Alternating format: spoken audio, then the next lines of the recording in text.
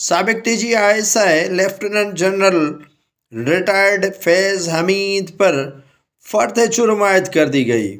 General retired Faiz حمید کے متعلق field general court martial کا اگلا مرحلہ ان پر فرد جرم عائد کر دی گئی۔ پاک فوج کے شعبہ تعلقات عامہ ISPR کے مطابق پاکستان آرمی ایکٹ دفعات کے تحت جنرل ریٹائرڈ فیض حمید کے خلاف کارروائی شروع کر دی گئی۔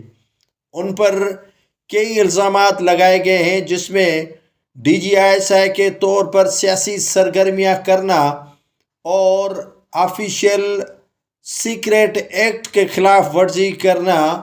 ان کے علاوہ پاکستان کی جو سالمیت ہے ان کو نقصان پہنچانا، ریاست کو نقصان دینے اور اختیار